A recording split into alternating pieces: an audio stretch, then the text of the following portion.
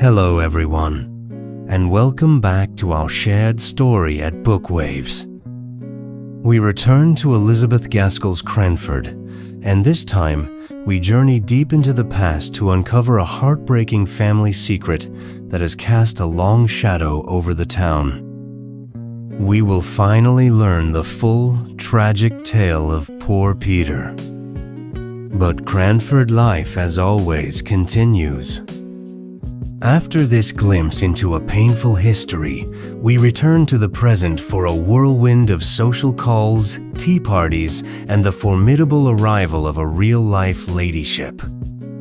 This section, from Chapter 6 to Chapter 8, perfectly captures the town's unique blend of deep sorrow and light-hearted comedy. How does a community so obsessed with the fine points of etiquette handle the memory of a raw personal tragedy? And how do they prepare for a guest who could upset their delicate social balance? I hope you'll share your impressions with our community in the comments below. A preview of the exciting events to come is waiting for you in the description box. Thank you for listening. Let us now uncover one of Cranford's most defining stories.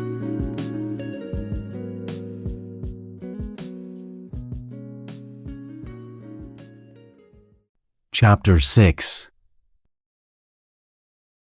Poor Peter's career lay before him rather pleasantly mapped out by kind friends. But there was a Latin saying, "Good Bernard does not see everything," and this was true of this map too. He was to win honors at the Shrewsbury School and carry them on to Cambridge. After that, a living awaited him, the gift of his godfather, Sir Peter Arley. But poor Peter, his lot in life was very different to what his friends had hoped and planned. Miss Matty told me all about it, and I think it was a relief to her when she had done so. He was the darling of his mother, who seemed to dote on all her children, though she was, perhaps, a little afraid of Deborah's superior skills. Deborah was the favorite of her father, and when Peter disappointed him, she became his pride. The sole honor Peter brought away from Shrewsbury was the reputation of being the best good fellow that ever was, and of being the captain of the school in the art of practical joking. His father was disappointed, but set about remedying the matter in a manly way. He could not afford to send Peter to study with a tutor, but he could study with him himself. And Miss Matty told me much of the awful preparations, with dictionaries and lexicons laid out in her father's study the morning Peter began. She spoke of her poor mother, recalling how she used to stand in the hall, just near enough the study door to catch the tone of her father's voice. She could tell in a moment if all was going right, she said, just by her mother's face, and for a long time it did go right. I then asked what finally went wrong, guessing that it must have been the tiresome Latin. Miss Matty shook her head and explained that no, it was not the Latin. In fact, Peter was in high favor with his father at that time, for he worked up well for him. The trouble was that he seemed to think the people of Cranford could be joked about and made fun of, and they did not like it, as nobody does. He was always, she said, hoaxing them. She then paused, apologizing for using the word hoaxing, which she felt was not a pretty word. She expressed her hope that I would not tell my father she had used it, as she would not want him to think her language was not choice after living with a woman like Deborah. She told me to be sure never to use it myself. She explained it had only slipped out because she was thinking of poor Peter, and it had always been his expression. She went on to say that he was a very gentlemanly boy in many things. He was like dear Captain Brown in always being ready to help an old person or a child. Still, he did like joking and making fun, and he seemed to think the old ladies in Cranford would believe anything. She remarked that there were many old ladies living there then. Though they were principally ladies now, she knew, they were not as old as the ladies used to be when she was a girl. She confessed she could still laugh to think of some of Peter's jokes, but she would not tell me of them. They were very shocking, she said, and they might not shock me as they ought to. She recounted how he had even taken in his own father once. He had dressed himself up as a lady who was passing through town and wished to see the rector of Cranford, the man who had published that admirable assize sermon. Miss Matty relayed that Peter had told her he was awfully frightened himself when he saw how completely his father took it all in. The rector had even offered to copy out all 12 of his Napoleon Bonaparte sermons for him, as Peter was the lady. He had told Miss Matty that he was more terrified than he had ever been before during the entire time his father was speaking. He had not thought his father would believe him, and yet it would have been a sad thing for him if he had not. As it was, Peter was none too glad of his success, for his father kept him hard at work, copying out all those sermons for the lady, who was, of course, Peter himself. She recounted how Peter, wanting to go fishing one day, had cursed the imaginary woman using very bad language, Miss Matty noted, which had made his father terribly angry and had nearly frightened her out of her wits. And yet, she confessed, she could hardly keep from laughing at the little, sly curtsies Peter kept making whenever his father spoke of the lady's excellent taste and sound discrimination. I asked if Miss Jenkins had known of these tricks. Miss Matty confirmed that, oh, no, Deborah would have been far too shocked. No one knew but her. She wished she had always known of Peter's plans, but sometimes he did not tell her. He used to say that the old ladies in the town wanted something to talk about, but Miss Matty did not think they did. They had the St. James's Chronicle 3 times a week, just as they did now, and had plenty to say. She could still remember the clacking noise that always arose when some of the ladies got together. But probably, she mused, schoolboys talk more than ladies. At last, she said, a terrible, sad thing happened. Miss Matty got up, went to the door, and opened it. No one was there. She rang the bell for Martha. When Martha came, her mistress told her to go for eggs at a farm at the other end of town.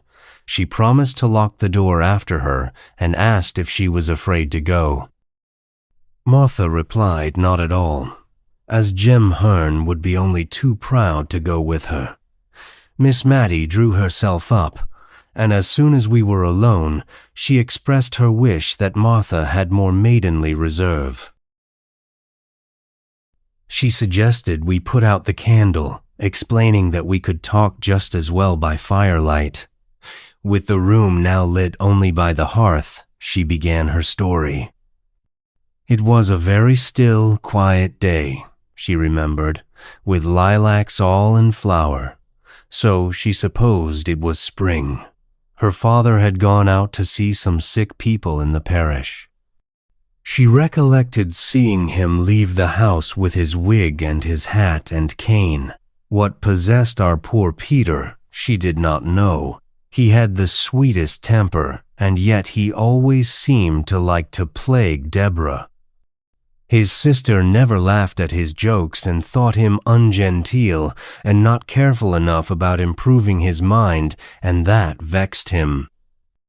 So, it seems, he went to her room and dressed himself in her old gown and shawl and bonnet. They were the very things she used to wear in Cranford, the things by which she was known everywhere. And he made the pillow into what she described as a little baby with white, long clothes. She paused here to ask me in a whisper if I was sure I had locked the door, as she would not want anyone to hear. She explained that Peter had later told her it was only to make something for the town to talk about. He never thought of it as affecting Deborah. And so he went and walked up and down in the Filbert walk, partly hidden by the rails, and partly seen. He cuddled his pillow just like a baby and talked to it all the nonsense people do. Then her father came stepping stately up the street, as he always did. And what should he see but a little black crowd of people, perhaps as many as 20, all peeping through his garden rails. At first, he thought they were only looking at a new rhododendron that was in full bloom, of which he was very proud. He walked slower so that they might have more time to admire it.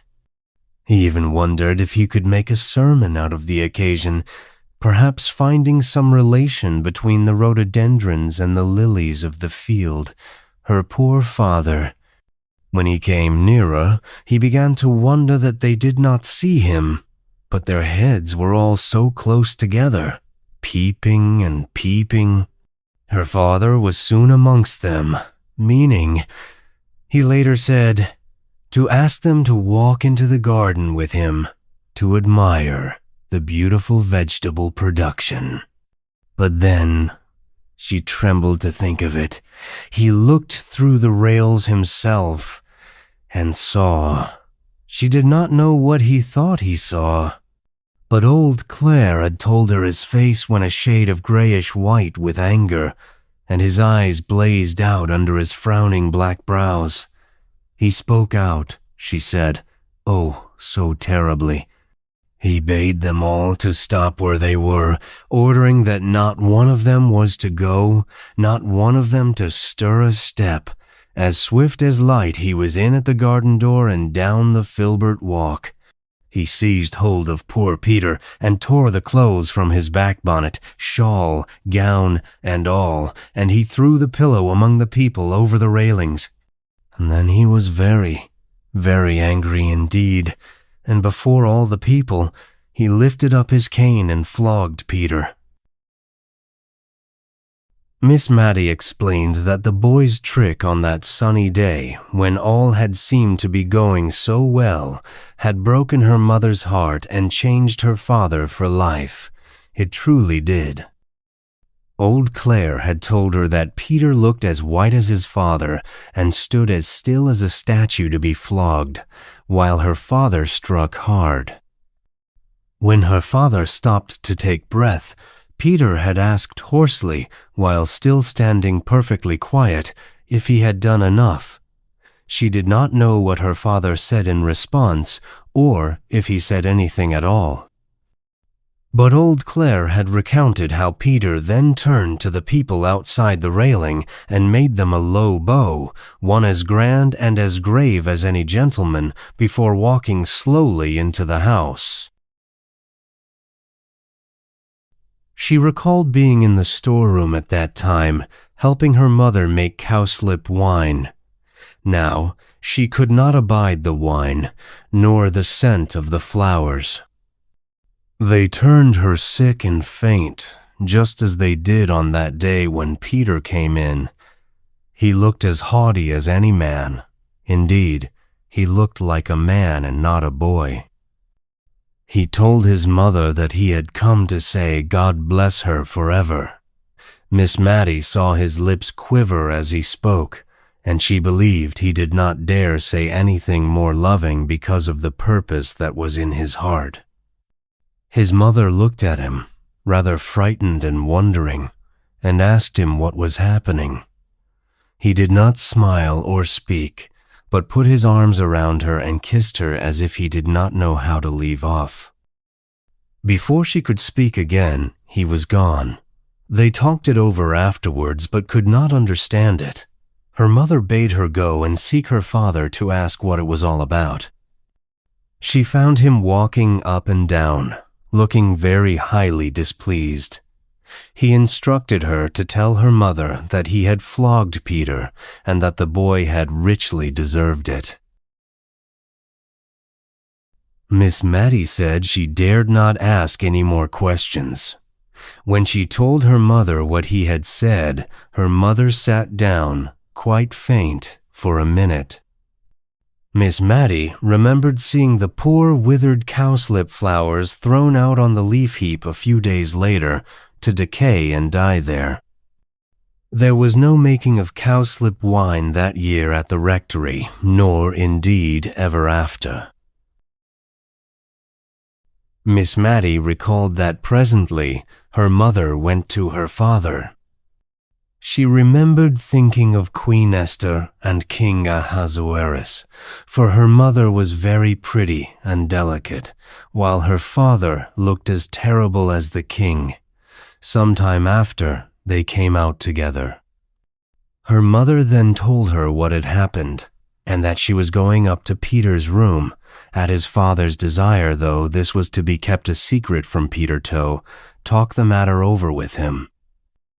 But no Peter was there. They looked all over the house, but Peter was gone. Even her father, who had at first been reluctant to join the search, was soon helping them. The rectory was a very old house, with steps leading up into one room and down into another all throughout. At first, her mother went about calling in a low and soft voice, as if to reassure the poor boy. She would call his name, Peter, telling him it was only her. But by and by, as servants returned from the errands her father had sent them on, bringing no news of Peter, her mother's cry grew louder and wilder. She would call for her darling Peter, asking where he was. For in that moment, she finally understood that his long kiss had been a sad kind of goodbye. The afternoon went on, with the mother never resting, but seeking again and again in every possible place. The father sat with his head in his hands, not speaking except to his messengers when they came in with no tidings. Then he would lift his strong, sad face and tell them to go again in some new direction. His wife kept passing from room to room, in and out of the house, moving noiselessly but never ceasing. Neither of them dared to leave the house, which had become the meeting place for all the messengers. At last, as it was nearly dark, the father rose. He took hold of his wife's arm as she came with a wild, sad pace through one door, heading quickly towards another. She started at the touch of his hand, for she had forgotten all in the world but Peter. He called her Molly, admitting that he had not thought all this would happen. He looked into her face for comfort, but her poor face was all wild and white. For neither she nor her father had dared to acknowledge, much less act upon, the terror that was in their hearts, the fear that Peter might have made away with himself. Her father saw no conscious look in his wife's hot, dreary eyes. He missed the sympathy that she had always been ready to give him, strong man as he was. And at the sight of the dumb despair in her face, his own tears began to flow. But when she saw this, a gentle sorrow came over her countenance. She told her dearest John not to cry. She urged him to come with her, and they would find him, speaking almost as cheerfully as if she knew where he was. And she took her father's great hand in her little soft one, and led him along. The tears dropped from his eyes as he walked on that same unceasing, weary path from room to room, through the house and garden. Miss Matty wished desperately for Deborah. She had no time for crying, as everything now seemed to depend on her. She wrote for Deborah to come home. She also sent a private message to that same Mr. Holbrook's house. She explained to me that she did not send a message to him directly, but to someone she could trust, to learn if Peter was there. At one time, Mr. Holbrook was an occasional visitor at the rectory. He was Miss Pole's cousin and had been very kind to Peter, teaching him how to fish. She thought Peter might have gone off there. But Mr. Holbrook was away from home, and Peter had never been seen. It was night now, but the doors were all wide open, and her father and mother walked on and on. It was more than an hour since he had joined her, and she did not believe they had ever spoken in all that time. She was getting the parlor fire lighted, and one of the servants was preparing tea, wanting them to have something to eat and drink to warm them. It was then that old Clare asked to speak to her. He told Miss Matty he had borrowed the nets from the weir. He then asked if they should drag the ponds that night or wait for the morning. Miss Matty remembered staring in his face to gather his meaning. And when she did, she laughed out loud. She recalled the horror of that new thought, their bright, darling Peter, cold and stark and dead. She could still remember the ring of her own laugh now. The next day, Deborah was at home before Miss Matty was herself again. Deborah would not have been so weak as to give way as she had done. But her screams, as her horrible laughter had ended in crying, had roused her sweet, dear mother. Her mother's poor, wandering wits were called back and collected as soon as a child needed her care. She and Deborah sat by her bedside. Miss Matty knew by the looks of each that there had been no news of Peter. There was no awful, ghastly news, which was what she most had dreaded in her dull state between sleeping and waking. The same result from all the searching had brought a similar relief to her mother. She was sure the thought that Peter might even then be hanging dead in some familiar home place had caused that ceaseless walk of yesterday. Her mother's soft eyes were never the same again after that. They always had a restless, craving look, as if seeking for what they could not find. Miss Matty sighed that it was an awful time, coming down like a thunderbolt on that still, sunny day when the lilacs were all in bloom. I finally asked her where Mr. Peter had gone. She explained that he had made his way to Liverpool. There was a war on at the time, and some of the king's ships lay off the mouth of the Mersey. They were only too glad to have a fine, likely boy such as him, who was 5 feet and 9 inches tall, come to offer himself. The captain of the ship had written to her father, and Peter had written to her mother. She stopped, suddenly remembering that those letters must be somewhere here. We lighted the candle and found the captain's letter, and Peter's too. We also found a little, simple, begging letter from Mrs. Jenkins to Peter. It was addressed to him at the house of an old schoolfellow where she fancied he might have gone. The letter had been returned to them unopened, and unopened it had remained ever since, having been inadvertently put by among the other letters of that time. The narrator, a stranger who was not even born when this occurred, was the one to finally open it. In the letter, the mother pleaded with her dearest Peter. She knew he would never have gone away, she wrote, if he had known how sorry they truly were. He was too good. She described how his father sat and sighed until her own heart ached to hear him, and how he could not hold up his head for grief, even though he had only done what he thought was right. She wondered if perhaps her husband had been too severe, or if she herself had not been kind enough, but she assured him that God knew how they loved him, their dear, only boy. She wrote that even the dog, Don, looked sorry he was gone.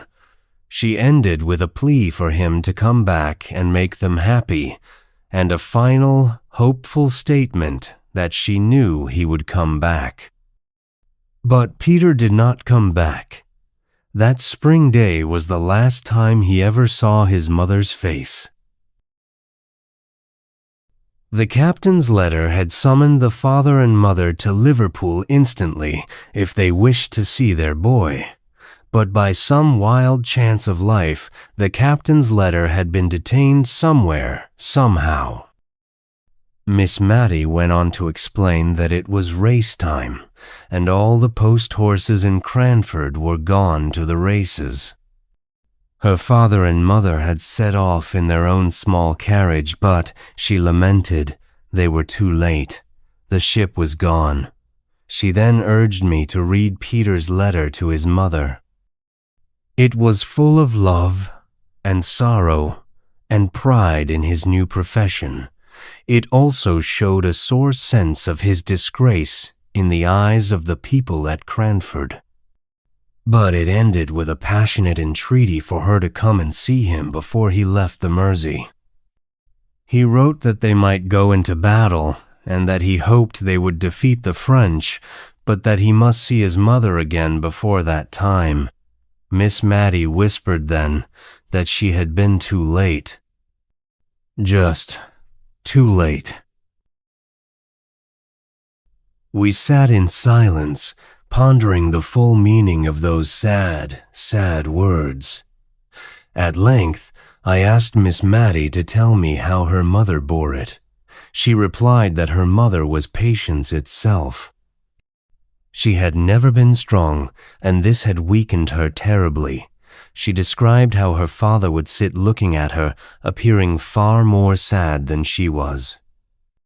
He seemed as if he could look at nothing else when she was by, and he was so humble now, so very gentle. He would perhaps speak in his old way of laying down the law. But then, in a minute or two, he would come round, put his hand on their shoulders, and ask in a low voice if he had said anything to hurt them. Miss Matty said she did not wonder at his speaking so to Deborah, for she was so clever, but she could not bear to hear him talking that way to her. Miss Matty continued, explaining that her father saw what they did not see, that the shock was killing her mother.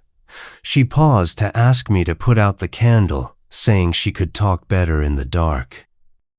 She described how her mother, a frail woman who was not well suited to stand such a fright, would smile at her husband and comfort him. She did this not with words, but with her looks and tones, which were always cheerful when he was there. She would speak of how Peter stood a good chance of becoming an admiral very soon. He was so brave and clever. She would talk about seeing him in his Navy uniform and what sort of hats admirals wore, and how much more fit he was to be a sailor than a clergyman. She did all of this just to make her father think she was quite glad about what came of that unlucky morning's work, and the flogging which was always on his mind. But Miss Matty recalled the bitter, bitter crying her mother had when she was alone, and at last, as she grew weaker, she could not keep her tears in when either Deborah or Miss Matty was by. She would give them message after message for Peter. His ship had gone to the Mediterranean, and then he was ordered off to India, and there was no overland route for mail back then. But she would still insist that no one knew where their death lay in wait, and that they were not to think hers was near. They did not think it, she said, but they knew it, as they saw her fading away. She paused, then remarked how very foolish it was of her to feel so sad, when in all likelihood she was so near seeing her mother again. She told me to only think that the very day after her mother's death, for she did not live quite a full year after Peter went away, a parcel came for her from India. It was from her poor boy. It was a large, soft, white Indian shawl with just a little narrow border all round, just what her mother would have liked. They thought it might rouse her father, for he had sat with her hand in his all through the night, so Deborah took it in to him along with Peter's letter. At first, he took no notice. They tried to make a kind of light, careless talk about the shawl, opening it out and admiring it. Then, suddenly, he got up and spoke. He declared that she would be buried in it. Peter, he said, would have that comfort, and his wife would have liked it.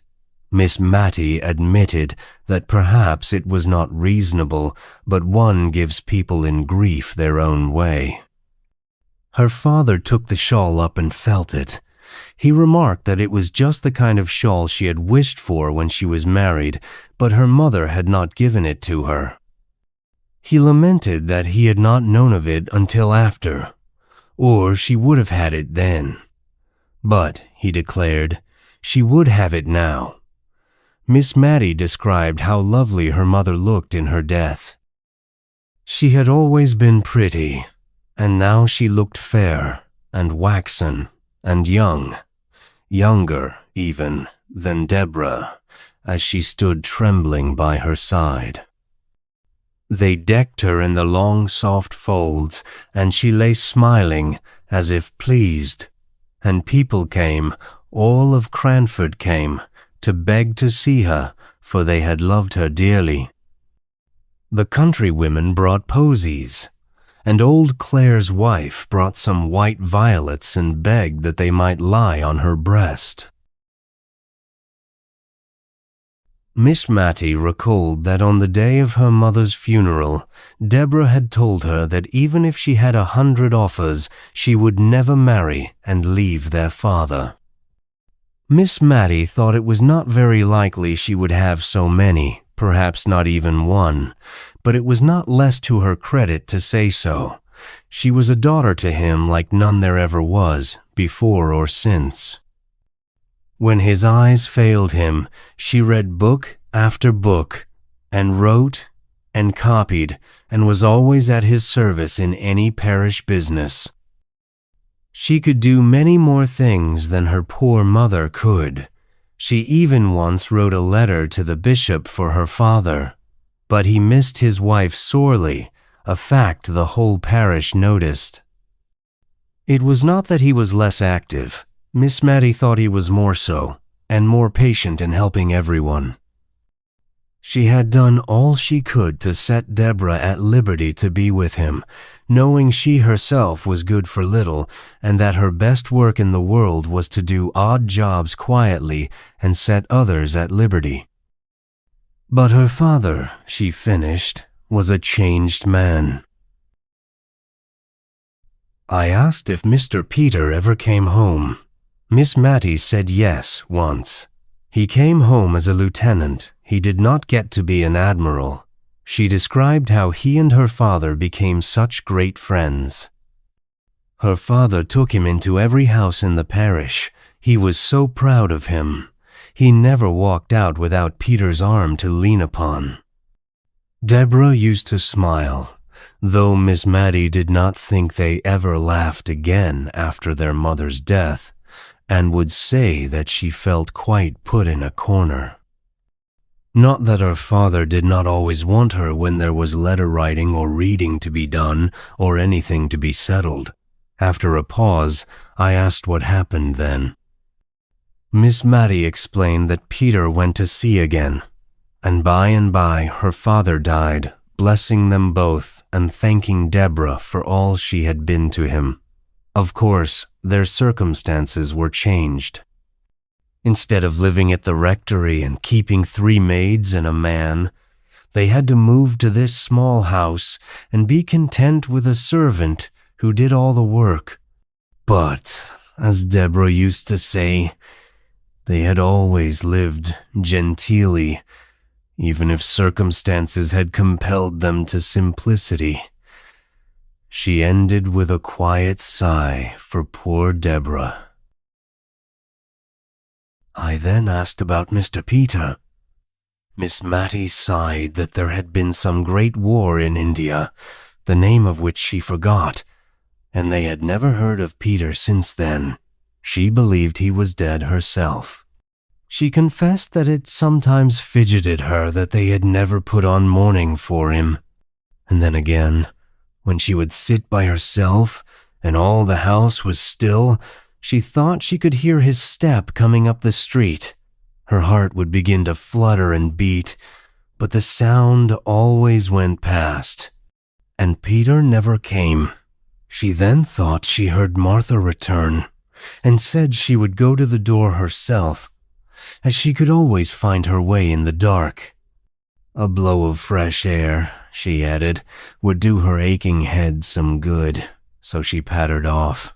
I had lighted the candle to give the room a cheerful appearance against her return. I asked if it had been Martha. She said yes, but added that she was rather uncomfortable. She had heard a strange noise just as she was opening the door. Her eyes were round with fright as I asked where. She said it was in the street, just outside. She hesitated, then explained that it had sounded not like talking, but like kissing. Chapter 7. One morning, as Miss Matty and I sat at our work, Martha came up and asked if Miss Betty Barker might speak to her mistress. It was before 12 o'clock, and Miss Matty had not changed the cap with yellow ribbons that had been her sister's best. She was now wearing it out in private, putting on the one made in imitation of Mrs. Jameson's at all times when she expected to be seen.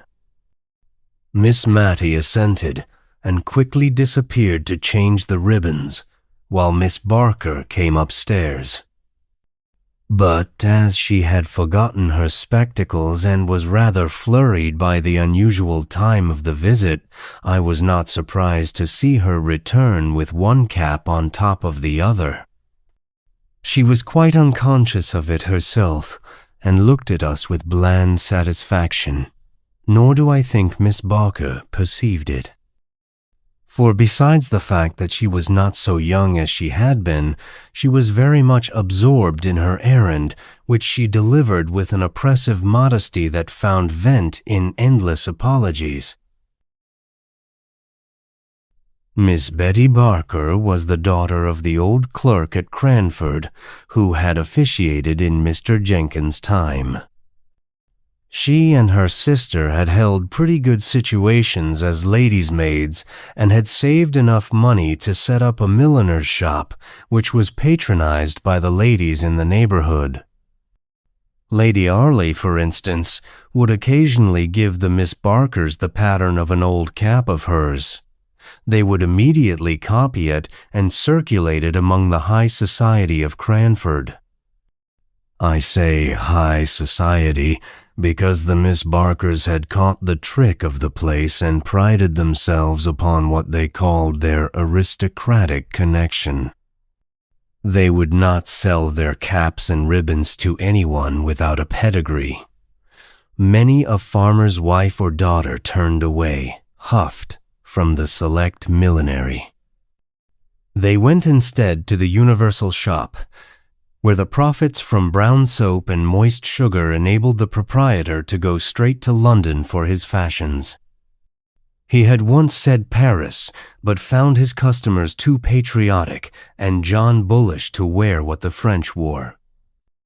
He often told his customers that Queen Adelaide had appeared, only the very week before, in a cap exactly like the one he showed them, trimmed with yellow and blue ribbons. and had been complimented by King William on the becoming nature of her headdress. The Miss Barkers, who confined themselves to truth and did not approve of miscellaneous customers, thrived nonetheless. They were self-denying, good people. Many a time have I seen the eldest of them, the one who had been maid to Mrs. Jamieson, carrying out some delicate mess to a poor person. They only aped their betters in having, as they put it, nothing to do with the class immediately below theirs. And when her sister died, Miss Betty's profits and income were found to be such that she was justified in shutting up shop and retiring from business. She also, as I think I have said before, set up her cow, a mark of respectability in Cranford almost as decided as setting up a gig is among some people. She dressed finer than any lady in Cranford, and we did not wonder at it, for it was understood that she was wearing out all the bonnets and caps and outrageous ribbons which had once been the stock of her trade. It was 5 or 6 years since she had given up shop, so in any other place than Cranford, her dress might have been considered quite out of fashion. And now Miss Betty Barker had called to invite Miss Matty to tea at her house on the following Tuesday. She gave me an impromptu invitation as well, as I happened to be a visitor.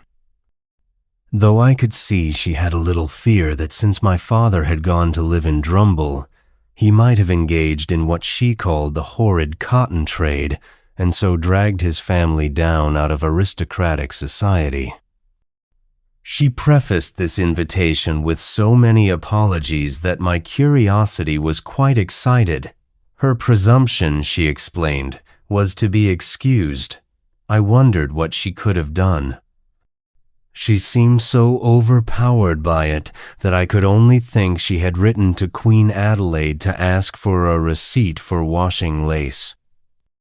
But the act she so characterized was only an invitation she had carried to Mrs. Jamieson, her sister's former mistress. Considering her own former occupation, she wondered if Miss Matty could excuse the liberty.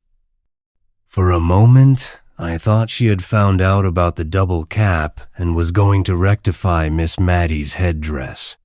But no, her apology was simply for extending her invitation to Miss Matty and to me. Miss Matty bowed in acceptance. I wondered that in the graceful action she did not feel the unusual weight and extraordinary height of her headdress. But I do not think she did, for she recovered her balance and went on talking to Miss Betty in a kind, condescending manner, for a very different from the fidgety way she would have had if she had suspected how singular her appearance was. Miss Matty asked if Mrs. Jamieson was coming, as she thought Miss Betty had said. Miss Betty confirmed this, adding that Mrs. Jamieson had most kindly and condescendingly said she would be happy to come, with the one small stipulation that she bring her dog, Carlo. Miss Betty then told Mrs. Jamieson that if she had a weakness, it was for dogs. Miss Matty then questioned about Miss Pole, her mind already on her game of preference, in which Carlo would not be an available partner. Miss Betty assured her she was going to ask Miss Pole, but that, of course, she could not think of asking her until she had asked Miss Matty, the rector's daughter. She begged her to believe that she did not forget the situation her own father had held under Miss Matty's. Miss Matty then asked about Mrs. Forrester naturally. Miss Betty confirmed this as well, saying she had, in fact, thought of going to her before Miss Pole. For, although Mrs. Forrester's circumstances had changed, she was born a Tyrrell, and they could never forget her alliance to the Bigges of Bigelow Hall. Miss Matty, however, cared much more for the little fact that she was a very good card player. She then supposed that Mrs. Fitzadam would be invited. But Miss Betty replied no, that she must draw a line somewhere. She did not think Mrs. Jamieson would like to meet Mrs. Fitzadam. She professed the greatest respect for Mrs. Fitzadam, but she could not think her fit society for such ladies as Mrs. Jamieson and Miss Matilda Jenkins. Miss Betty Barker bowed low to Miss Matty and pursed up her mouth. She looked at me with sidelong dignity, as if to say that although she was a retired milliner, she was no democrat and understood the difference of ranks.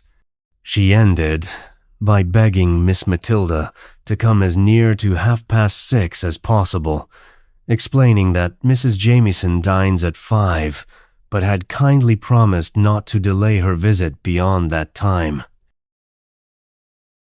My prophetic soul foretold a visit that afternoon from Miss Pole, who usually came to call on Miss Matilda after any event, or indeed in sight of one, to talk it over with her.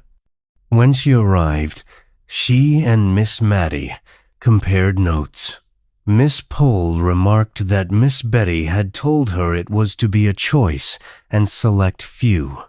Miss Matty confirmed this was so, adding that not even Mrs. Fitzadam was invited. Now, Mrs. Fitzadam was the widowed sister of the Cranford surgeon whom I have named before. Their parents were respectable farmers, content with their station. The name of these good people was Hoggins. Mrs. Hoggins was the Cranford doctor now. We disliked the name and considered it coarse, but as Miss Jenkins used to say, if he changed it to Piggins it would not be much better. We had hoped to discover a relationship between him and that Marchioness of Exeter whose name was Molly Hoggins. But the man, careless of his own interests, utterly ignored and denied any such relationship, although, as dear Miss Jenkins had pointed out, he had a sister called Mary, and the same Christian names were very apt to run in families. Soon after Miss Mary Hoggins married Mr. Fitzadam, she disappeared from the neighborhood for many years. She did not move in a sphere in Cranford society sufficiently high to make any of us care to know what Mr. Fitzadam was. He died and was gathered to his fathers without our ever having thought about him at all. And then Mrs. Fitzadam reappeared in Cranford. Miss Pole described her as being as bold as a lion. She was a wealthy widow, dressed in rustling black silk so soon after her husband's death that poor Miss Jenkins was justified in her remark that Bombazine would have shown a deeper sense of her loss. I remember the convocation of ladies who assembled to decide whether or not Mrs. Fitzadam should be called upon by the inhabitants of old and noble blood in Cranford. She had taken a large rambling house, which was usually considered to confer a patent of gentility upon its tenant. This was because, once upon a time, 70 or 80 years before, the spinster daughter of an earl had resided in it. I am not sure if inhabiting this house was not also believed to convey some unusual power of intellect. The earl's daughter, Lady Jane, had a sister, Lady Anne, who had married a general officer in the time of the American War. This general officer had written 1 or 2 comedies which were still acted on the London boards. When we saw them advertised, we all drew ourselves up and felt that Drury Lane was paying a very pretty compliment to Cranford. Still, it was not at all a settled thing that Mrs. Fitzadam was to be visited when dear Miss Jenkins died, and with her something of the clear knowledge of the strict code of gentility went out too. Miss Pole observed that as most of the ladies of good family in Cranford were elderly spinsters or widows without children, they would have no society at all if they did not relax a little and become less exclusive. Mrs. Forrester continued on the same side. She explained that she had always understood that the prefix Fitz meant something aristocratic. There was Fitzroy, for instance, and she thought some of the king's children had been called by that name. And there was Fitzclarence, the children of dear good King William IV. She found Fitzadam to be a pretty name and thought it very probably meant child of Adam. She argued that no one without some good blood in their veins would dare to be called Fitz. There was a great deal in a name. She then told a story about a cousin of hers who spelled his name with 2 small f's, making it Fowles. This cousin always looked down upon capital letters, saying they belonged to families that were invented lately. She had been afraid he would die a bachelor, he was so very choice. But when he met a Mrs. Farringdon at a spa town, he took to her immediately. She was a very pretty, genteel woman, a widow, with a very good fortune. And her cousin, whose name was spelled with 2 small f's, making it Fowles, married her. Mrs. Forrester concluded that it was all owing to the unusual spelling of her new husband's name. Mrs. Fitzadam did not stand a chance of meeting a man whose name began with Fitz in Cranford, so that could not have been her motive for settling there. Miss Matty thought her motive might have been the hope of being admitted into the society of the place. This would certainly be a very agreeable rise for the former Miss Hoggins. And if this had been her hope, it would be cruel to disappoint her. So everybody called upon Mrs. Fitzadam. Everybody, that is, except Mrs. Jamieson, who used to show how honorable she was by never seeing Mrs. Fitzadam when they met at the Cranford parties. There would be only 8 or 10 ladies in the room, and Mrs. Fitzadam was the largest of all. She invariably used to stand up when Mrs. Jamieson came in and curtsy very low to her whenever she turned in her direction. So low, in fact, that I think Mrs. Jamieson must have looked at the wall above her, for she never moved a muscle of her face, no more than if she had not seen her. Still, Mrs. Fitzadam persevered. The spring evenings were getting bright and long when 3 or 4 ladies in calashes met at Miss Barker's door. A calash is a covering worn over caps, not unlike the heads fastened on gigs of an old fashion, though sometimes it is not quite so large. This kind of headgear always made an awful impression on the children in Cranford. Now, 2 or 3 of them left off their play in the quiet, sunny little street and gathered in wondering silence around Miss Pole, Miss Matty, and myself. We were silent too, and so we could hear loud, suppressed whispers from inside Miss Barker's house. It was Miss Barker telling her maid, Peggy, to wait until she had run upstairs to wash her hands and to open the door only when she coughed, promising she would not be a minute. And, true enough, it was not a minute before we heard a noise, somewhere between a sneeze and a crow, on which the door flew open. Behind it stood a maiden with round eyes, all aghast at the honorable company of calashes, who marched in without a word. She recovered her presence of mind enough to usher us into a small room which had been the shop, but was now converted into a temporary dressing room. There we unpinned and shook ourselves, and arranged our features before the glass into a sweet and gracious face suitable for company. Then, bowing backwards and deferring to Mrs. Forrester, we allowed her to take precedence up the narrow staircase that led to Miss Barker's drawing room. There she sat, as stately and composed as though we had never heard that odd-sounding cough, from which her throat must have been even then sore and rough. Kind and gentle Mrs. Forrester, who was rather shabbily dressed, was immediately conducted to the second place of honor. It was a seat arranged something like Prince Albert's near the Queen's good, but not quite so good. The place of preeminence was, of course, reserved for the Honorable Mrs. Jameson, who presently came panting up the stairs, with Carlo rushing round her on her progress, as if he meant to trip her up. And now Miss Betty Barker was a proud and happy woman.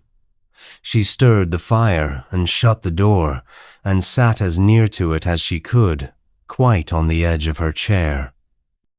When Peggy came in, tottering under the weight of the tea-tray, I noticed that Miss Barker was sadly afraid that Peggy should not keep her distance sufficiently.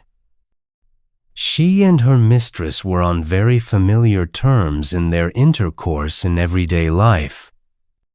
Peggy now wanted to make several little confidences to her, which Miss Barker was on thorns to hear, but which she thought it her duty as a lady to repress.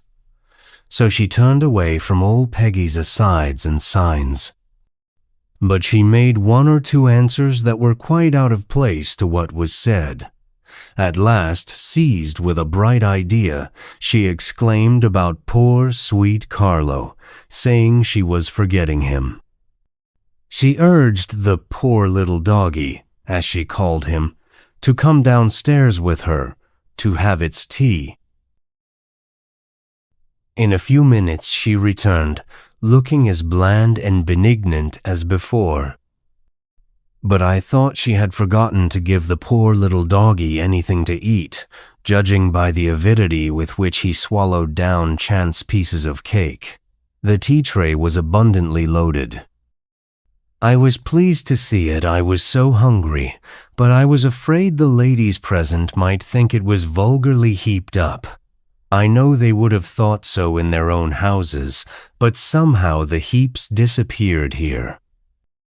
I saw Mrs. Jameson eating seed cake, slowly and considerately, as she did everything.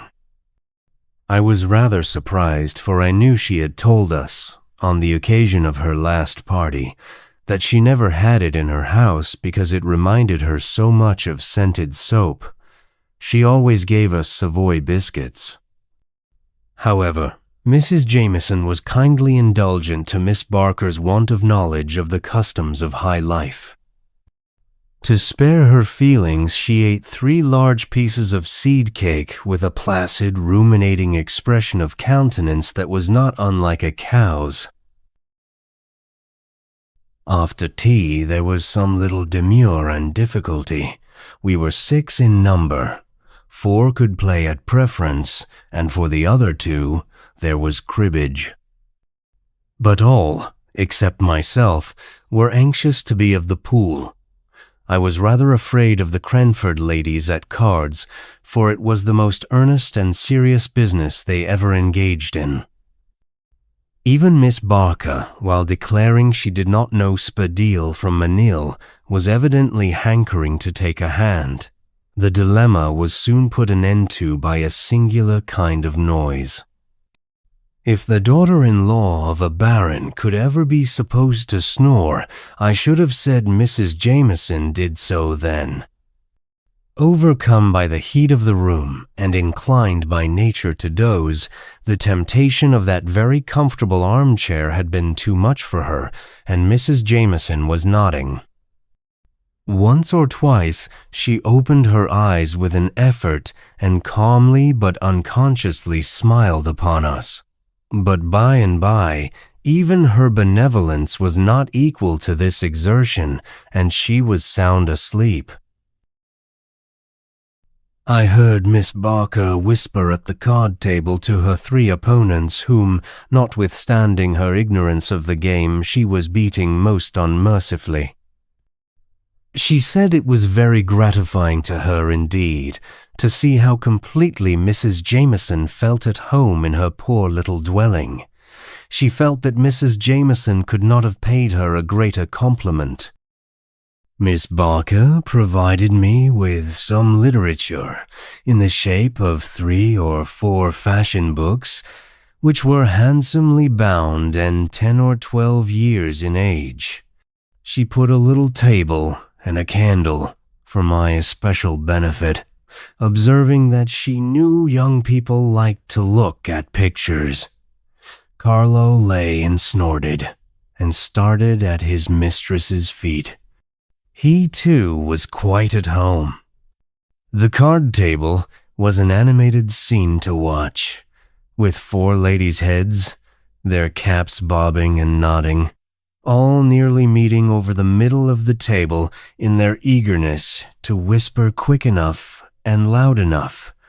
And every now and then came Miss Barker's quiet warning to the ladies, asking them to please be quiet, as Mrs. Jameson was asleep. It was very difficult to steer clear between Mrs. Forrester's deafness and Mrs. Jameson's sleepiness, but Miss Barker managed her arduous task well. She repeated the whisper to Mrs. Forrester, distorting her face considerably in order to show by the motions of her lips what was said. And then she smiled kindly all round at us, and murmured to herself how very gratifying it was, and that she wished her poor sister had been alive to see this day.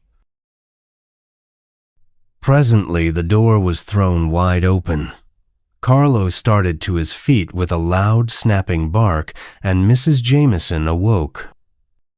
Or, perhaps, she had not been asleep, as she claimed almost directly that the room had been so light she had been glad to keep her eyes shut, but had been listening with great interest to all our amusing and agreeable conversation. Peggy came in once more, red with importance. Another tray. I had an internal thought, wondering if gentility could endure this last shock, for Miss Barker had ordered all sorts of good things for supper. I do not doubt she had prepared them herself, although she did ask Peggy what she had brought us, and looked pleasantly surprised at the unexpected pleasure. There were scalloped oysters, potted lobsters, jelly, and a dish called Little Cupids. We were evidently to be feasted with all that was sweetest and best. We thought it better to submit graciously, even at the cost of our gentility, which never ate suppers in general, but which, like most people who do not eat supper, was particularly hungry on all special occasions. Miss Barker, in her former sphere, had likely been made acquainted with the beverage they called cherry brandy. We none of us had ever seen such a thing, and rather shrank back when she proffered it. She suggested just a little glass, explaining that shellfish were sometimes thought to be not very wholesome. We all shook our heads like female mandarins. But, at last, Mrs. Jameson allowed herself to be persuaded, and we followed her lead. It was not exactly unpalatable, though so hot and so strong that we felt bound to give evidence that we were not accustomed to such things by coughing terribly. We coughed almost as strangely as Miss Barker had done before we were admitted by Peggy. Miss Pole remarked, as she put down her empty glass, that she believed there was spirit in it. Miss Barker replied that it was only a little drop, just necessary to make it keep. She reminded us that they put brandy pepper over their preserves for the same reason, and claimed that she often felt tipsy herself just from eating damson tart. I question whether damson tart would have opened Mrs. Jameson's heart as the cherry brandy did, for she then told us of a coming event, respecting which she had been quite silent till that moment.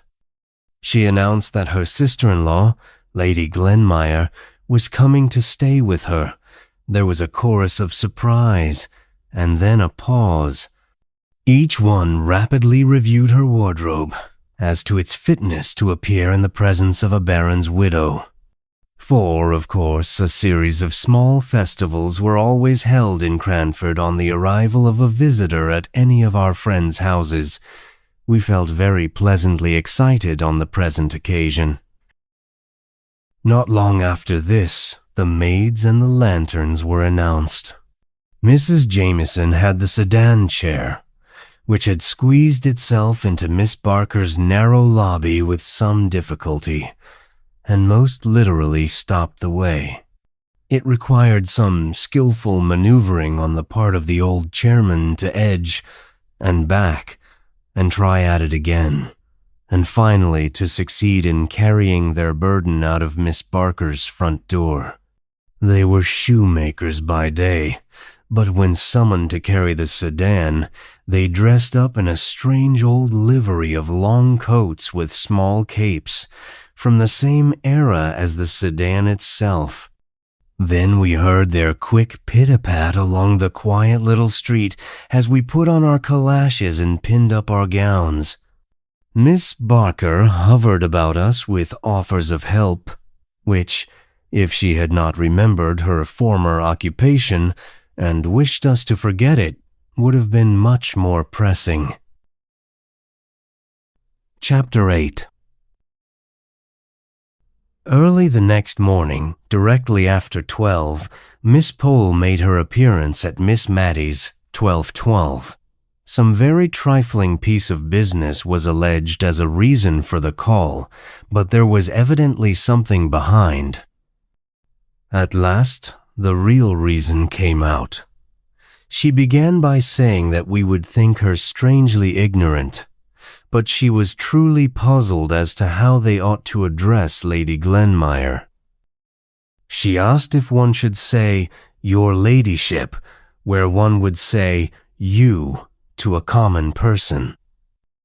She had been puzzling all morning over whether to say "my lady" instead of "ma'am."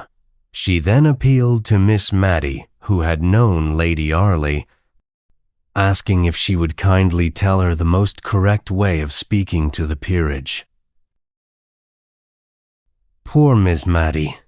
She took off her spectacles and she put them on again, but she could not remember how Lady Arley had been addressed. She lamented that it was so long ago and called herself stupid, thinking she had only seen her more than twice. She knew they used to call Sir Peter by his title, but he visited far more often than Lady Arley did. She sighed that Deborah would have known in a minute. The phrases "my lady" and "your ladyship" sounded very strange and unnatural to her. She had never thought of it before, but now that Miss Pole had named it, she was all in a puzzle. It was very certain Miss Pole would obtain no wise decision from Miss Matty, who got more bewildered every moment. So Miss Pole decided that she had better just go and tell Mrs. Forrester about their little difficulty. One sometimes grew nervous, she said, and yet one would not have Lady Glenmire think they were quite ignorant of the etiquettes of high life in Cranford. Miss Matty asked her to please step back in on her way back and tell her what they decided upon. She was sure that whatever she and Mrs. Forrester fixed upon would be quite right. I heard her murmuring the old forms of words to herself, trying to recall them. I asked who Lady Glenmire was. Miss Pole explained that she was the widow of the eldest brother of Mr. Jamieson, who was Mrs. Jamieson's late husband. Mrs. Jamieson herself was a Miss Walker, the daughter of Governor Walker. Miss Pole then worried about using the title Your Ladyship. She told me that if they did fix on that way of speaking, I must let her practice on me first, as she would feel so foolish and hot saying it for the first time to Lady Glenmire. It was really a relief to Miss Matty when Mrs. Jameson came on a very unpolite errand. I have noticed that apathetic people have more quiet impertinence than others. And Mrs. Jameson came now to insinuate pretty plainly that she did not particularly wish that the Cranford ladies should call upon her sister-in-law.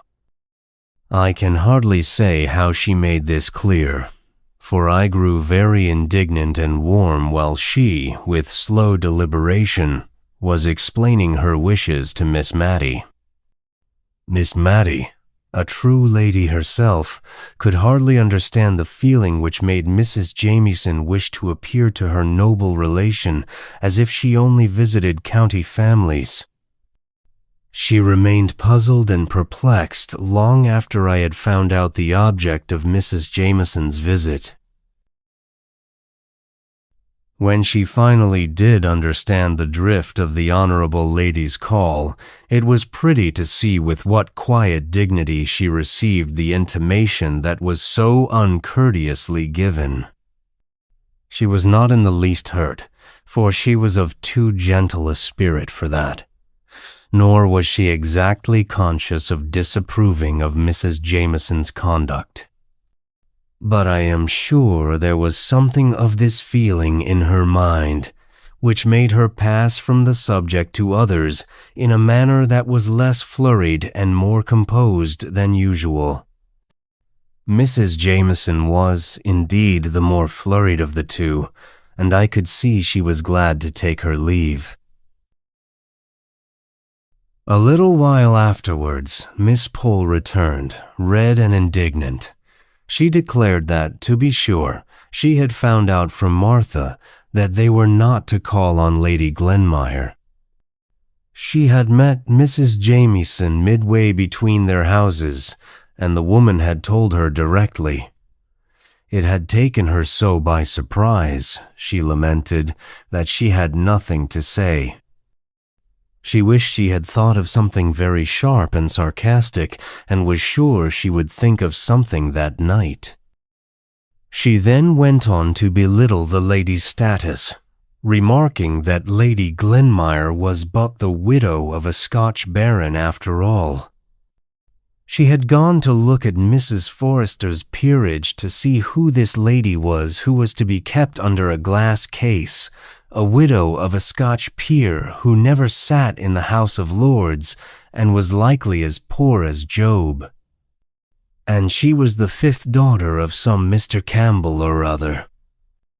Miss Pole then reminded Miss Matty that she, at any rate, was the daughter of a rector and related to the Arleys, and that Sir Peter might have been a viscount. Miss Matty tried to soothe Miss Pole, but in vain. That lady, who was usually so kind and had such a good humor, was now in a full flow of anger. At last, letting out the secret which gave a sting to Mrs. Jameson's intimation, she confessed that she had gone and ordered a new cap that morning to be quite ready. She finished by vowing that Mrs. Jameson would see if it was so easy to get her to make a fourth at cards when she had none of her fine Scotch relations with her. In coming out of church the first Sunday on which Lady Glenmire appeared in Cranford, we sedulously talked together and turned our backs on Mrs. Jameson and her guest. If we might not call on her, we would not even look at her, though we were dying with curiosity to know what she was like. We had the comfort of questioning Martha in the afternoon. Martha did not belong to a sphere of society whose observation could be an implied compliment, and she had made good use of her eyes. Martha began by asking if they meant the little lady with Mrs. Jameson, thinking they would rather want to know how the butcher's new wife was dressed.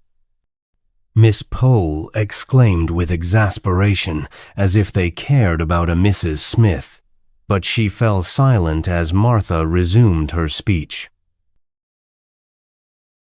Martha described the little lady in Mrs. Jamieson's pew. She had on, Martha reported, a rather old black silk and a shepherd's plaid cloak.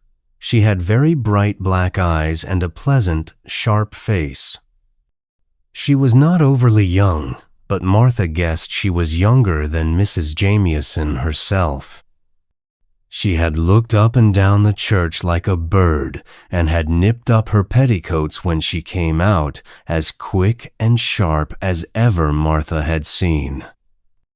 Martha concluded by saying that the lady was more like Mrs. Deacon at the Coach and Horses Inn than anyone. Miss Matty hushed her, saying that was not respectful. Martha begged her pardon, but added that Jem Hearn had said so as well, calling her a sharp, stirring sort of body.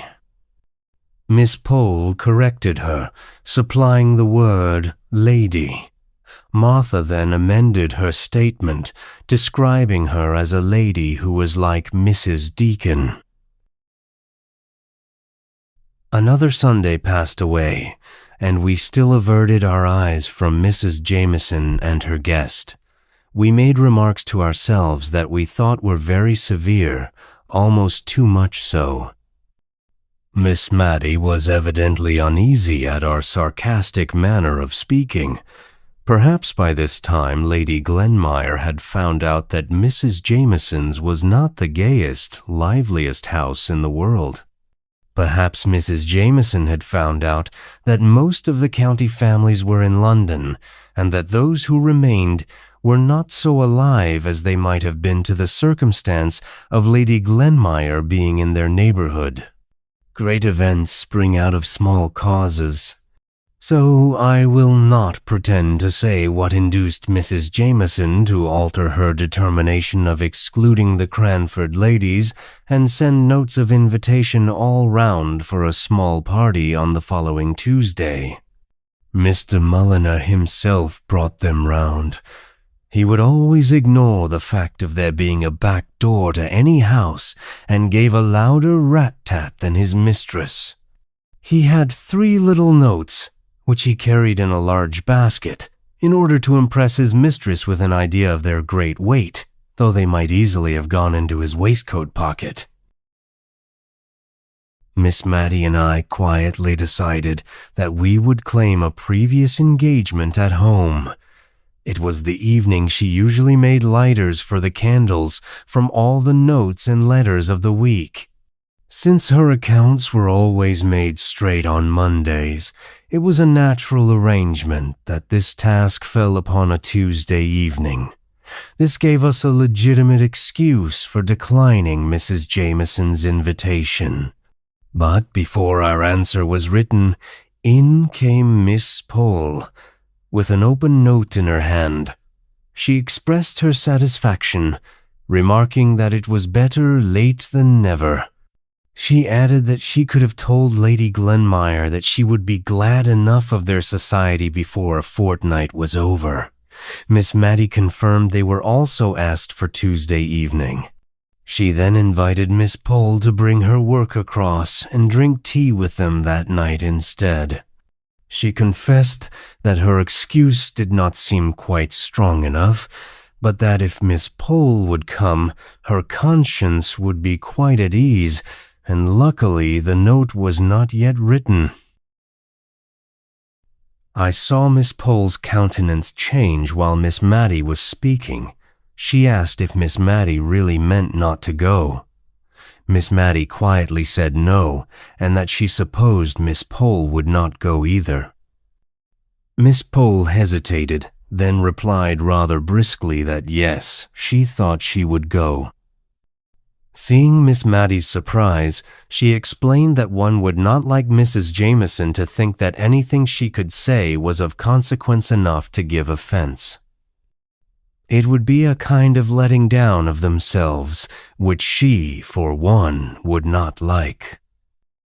It would be too flattering to Mrs. Jamieson, she argued, if they allowed her to suppose that her words had affected them for 10 days afterwards.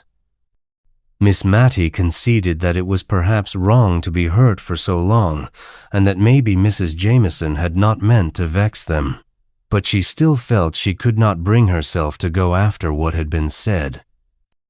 Miss Pole urged her to come, explaining that their friend, Mrs. Jamieson, was much more phlegmatic than most people and did not enter into the little delicacies of feeling that Miss Matty possessed to such a remarkable degree. Miss Matty innocently replied that she had thought Miss Pole possessed those same delicacies on the day Mrs. Jamieson had told them not to call.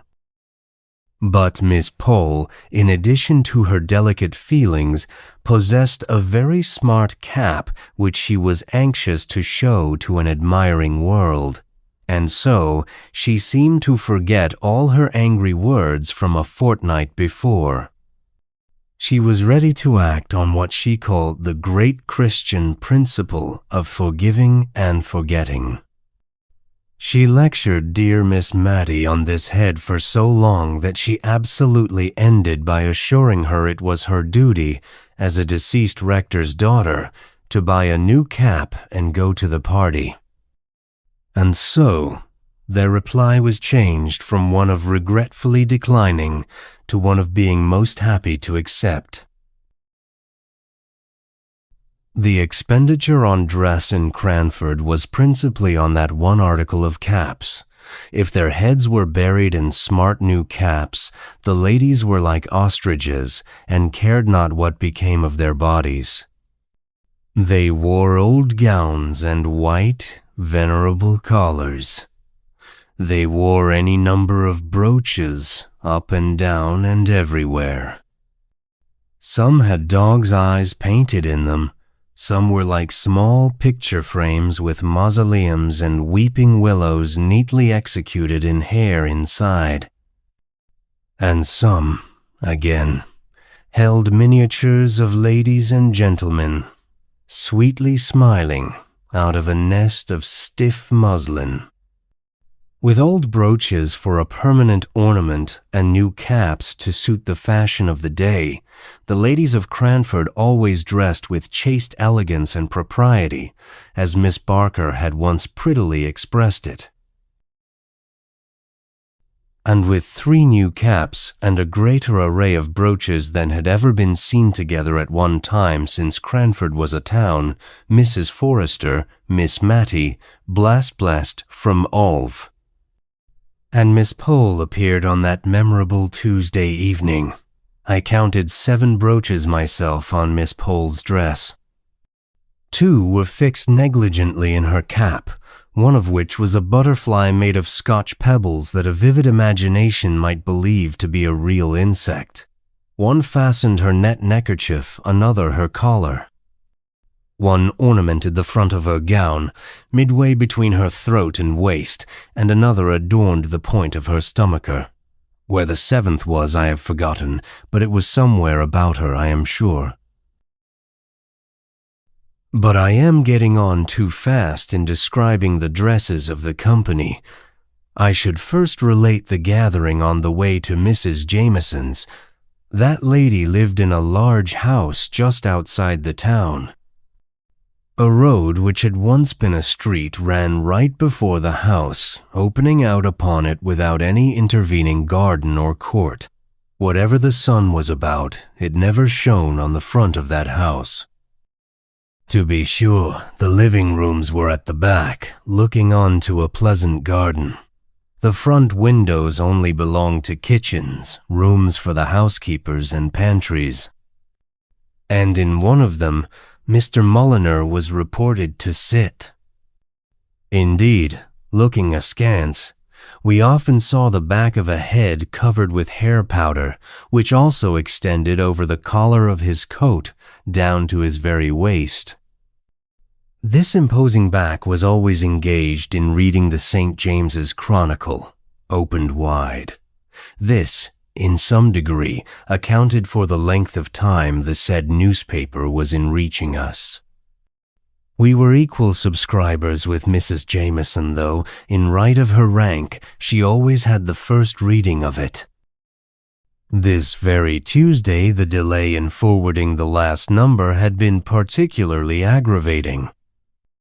Both Miss Pole and Miss Matty, the former more especially, had been wanting to see it in order to coach up on the court news, ready for the evening's interview with aristocracy. Miss Pole told us she had absolutely taken time by the forelock and been dressed by 5 o'clock in order to be ready if the newspaper should come at the last moment. It was that very same newspaper which the powdered head was tranquilly reading as we passed the accustomed window this evening. In a low, indignant whisper, Miss Pole remarked on the impudence of the man. She would like to ask him, she fumed, whether his mistress paid her quarter share for his exclusive use. We looked at her in admiration of the courage of her thought, for Mr. Mulliner was an object of great awe to all of us. He seemed never to have forgotten his condescension in coming to live at Cranford. Miss Jenkins, at times, had stood forth as the undaunted champion of her sex and spoken to him on terms of equality, but even she could get no higher. In his pleasantest and most gracious moods, he looked like a sulky cockatoo. He did not speak except in gruff monosyllables. He would wait in the hall when we begged him not to, and then looked deeply offended because we had kept him there, while with trembling, hasty hands we prepared ourselves for appearing in company. Miss Pole ventured on a small joke as we went upstairs. It was intended, though addressed to us, to afford Mr. Mulliner some slight amusement. We all smiled, to seem at our ease, and timidly looked for his sympathy. Not a muscle of that wooden face had relaxed, and we were grave in an instant. Mrs. Jameson's drawing-room was cheerful. The evening sun came streaming into it, and the large square window was clustered round with flowers. The furniture was white and gold, though not in the later style that I think they call Louis Quatorze, which is all shells and twirls. No, Mrs. Jameson's chairs and tables had not a curve or bend about them. The chair and table legs diminished as they neared the ground and were straight and square in all their corners. The chairs were all in a row against the walls, with the exception of 4 or 5 which stood in a circle round the fire. They were railed with white bars across the back and knobbed with gold. Neither the railings nor the knobs invited one to ease. There was a Japan table devoted to literature, on which lay a Bible, a peerage, and a prayer book. There was another square Pembroke table dedicated to the fine arts, on which were a kaleidoscope and various types of cards for conversation and puzzles, tied together to an interminable length with faded pink satin ribbon. Carlo lay on the rug, which was made of worsted work, and ungraciously barked at us as we entered. Mrs. Jameson stood up, giving us each a torpid smile of welcome and looking helplessly beyond us at Mr. Mulliner, as if she hoped he would place us in chairs, for if he did not, she never could. I suppose he thought we could find our way to the circle round the fire, which reminded me of Stonehenge for some reason. Lady Glenmire came to the rescue of our hostess, and, somehow or other, we found ourselves for the first time placed agreeably, and not formally, in Mrs. Jameson's house. Now that we had time to look at her, Lady Glenmire proved to be a bright little woman of middle age. She had been very pretty in the days of her youth, and was even yet very pleasant to look at. I saw Miss Pole appraising her dress in the first 5 minutes, and I took her word for it when she told me the next day that £10 would have purchased every stitch she had on, including the lace. It was pleasant to suspect that a peeress could be poor. It partly reconciled us to the fact that her husband had never sat in the House of Lords, which, when we first heard of it, seemed a kind of swindling. It was a sort of business where one was presented as a lord but was not truly one. We were all very silent at first. We were thinking what we could talk about that would be high enough to interest her ladyship. There had been a rise in the price of sugar, which was a piece of intelligence relevant to all our hearts, as we were all concerned with keeping house. It would have been the natural topic if Lady Glenmire had not been present, but we were not sure if the peerage ate preserves, much less knew how they were made. At last, Miss Pole, who always had a great deal of courage and social grace, spoke to Lady Glenmire, who on her part had seemed just as much puzzled to know how to break the silence as we were. Miss Pole asked her ladyship if she had been to court lately. She then gave a little glance round at us, half timid and half triumphant, as if to show how judiciously she had chosen a subject befitting the rank of the stranger. Lady Glenmire replied, in a very sweet voice with a broad Scotch accent, that she had never been there in her life. As if feeling she had been too abrupt, she added that they very seldom went to London, only twice, in fact, during all her married life. Before she was married, her father had far too large a family to take them often from their home, even to Edinburgh. She then brightened with the hope of a common interest, asking if we had perhaps been to Edinburgh. None of us had been there, but Miss Pole had an uncle who had once passed the night there, which was very pleasant. Mrs. Jamieson, meanwhile, was absorbed in wondering why Mr. Mulliner did not bring the tea. At length, the wonder oozed out of her mouth. Lady Glenmire briskly asked if she had not better ring the bell. But Mrs. Jamieson replied that she thought not, as Mr. Mulliner did not like to be hurried. We should have liked our tea, for we dined at an earlier hour than Mrs. Jamieson. I suspected Mr. Mulliner had to finish the St. James's Chronicle before he chose to trouble himself about tea. His mistress fidgeted and fidgeted, constantly wondering aloud why Mulliner did not bring tea and what he could be about. Lady Glenmire at last grew quite impatient, but it was a pretty kind of impatience. She rang the bell rather sharply, on receiving a half permission from her sister-in-law to do so.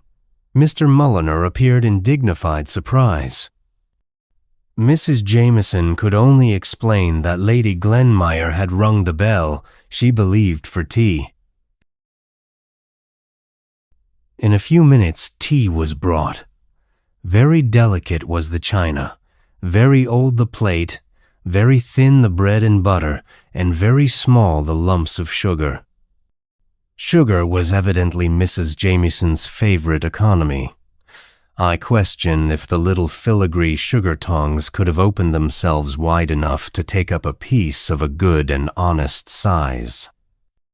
When I tried to seize 2 little minikin pieces at once so as not to be detected, they absolutely dropped one with a little sharp clatter in a quite malicious and unnatural manner.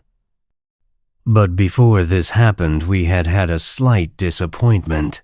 In the little silver jug was cream, in the larger one was milk. As soon as Mr. Mulliner came in, Carlo began to beg, which was a thing our manners forbade us to do, though I am sure we were just as hungry. Mrs. Jamieson said she was certain we would excuse her if she gave her poor dumb Carlo his tea first. She accordingly mixed a saucerful for him and put it down for him to lap.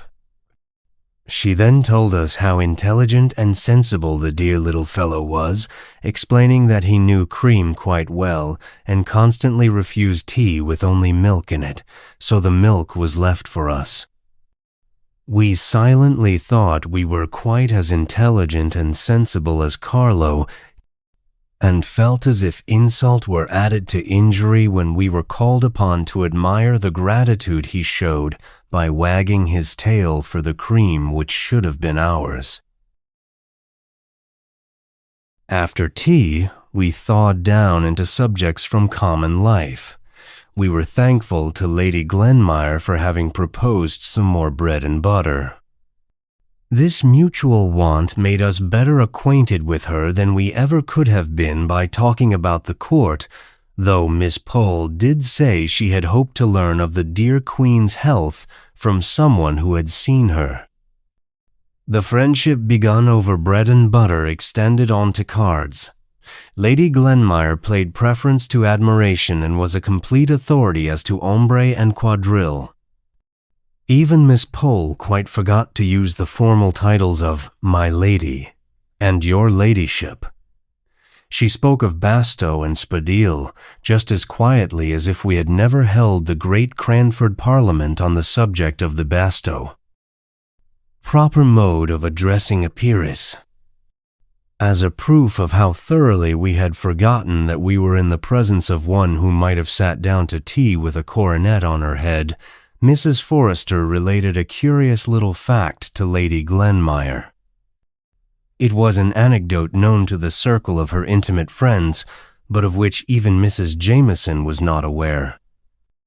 It related to some fine old lace, the sole relic of better days, which Lady Glenmire was admiring on Mrs. Forrester's collar.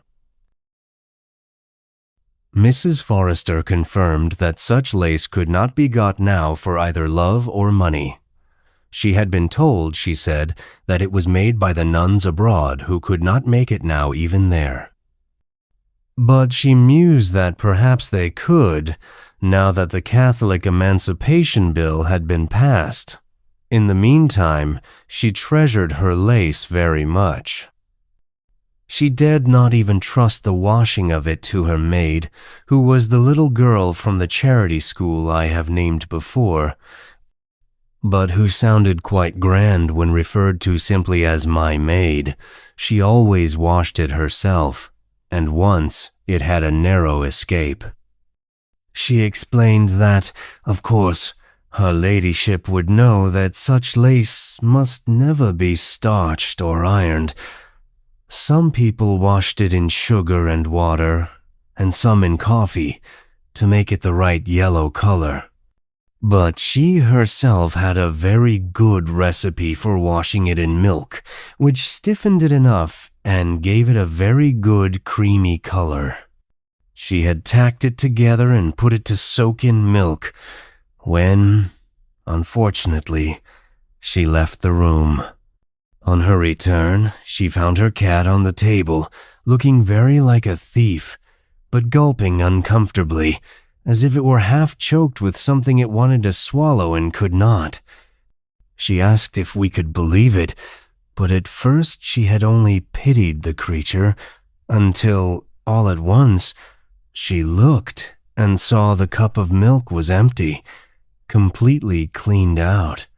She had called the cat naughty and believed she was provoked enough to give it a slap, which did no good, but only helped the lace down, just as one slaps a choking child on the back. She could have cried, she was so vexed, but she was determined not to give the lace up without a struggle. She hoped the lace might disagree with the cat, at any rate. But it would have been too much for Job, she said, if he had seen that cat come in, quite placid and purring, not a quarter of an hour after, and almost expecting to be stroked. She had refused, telling the cat that if it had any conscience, it ought not to expect such a thing. And then a thought struck her. She rang the bell for her maid and sent her to Mr. Hoggins with her compliments, to ask if he would be kind enough to lend her one of his top boots for an hour. She did not think there was anything odd in the message, but her maid Jenny had reported that the young men in the surgery laughed as if they would be ill at her wanting a top boot. When it came, she and Jenny put the cat in it with her forefeet straight down so they were fastened and could not scratch. Then they gave her a teaspoonful of currant jelly, in which she begged her ladyship's pardon for the detail. She had mixed some tartar emetic. She would never forget how anxious she was for the next half an hour. She took the cat to her own room and spread a clean towel on the floor. She could have kissed her when she returned the lace to sight, looking very much as it had gone down. Jenny had boiling water ready, and they soaked it and spread it on a lavender bush in the sun before she could touch it again, even to put it in milk. She finished by telling her ladyship that no one would ever guess that the lace had been inside a cat. We found out in the course of the evening that Lady Glenmire was going to pay Mrs. Jameson a long visit.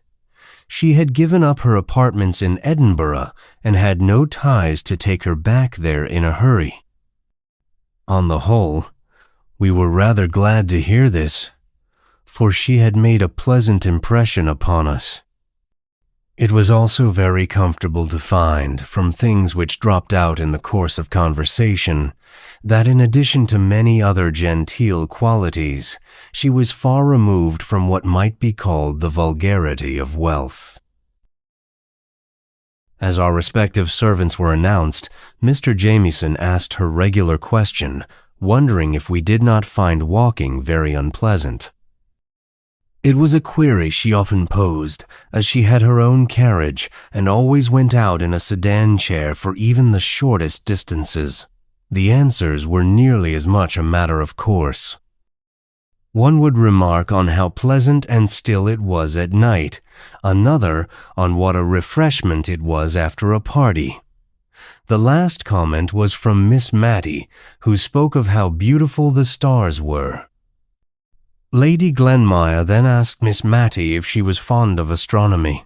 Miss Matty, rather confused at that moment and trying to remember which was astronomy and which was astrology, replied that she was not very. The answer was true under either circumstance. She read, and was slightly alarmed by Francis Moore's astrological predictions. And as for astronomy, she had told me in a private and confidential conversation that she never could believe the earth was constantly moving. She added that she would not believe it if she could, as the thought made her feel so tired and dizzy whenever she considered it. In our pattens, we picked our way home with extra care that night. Our perceptions were so refined and delicate after drinking tea with her ladyship.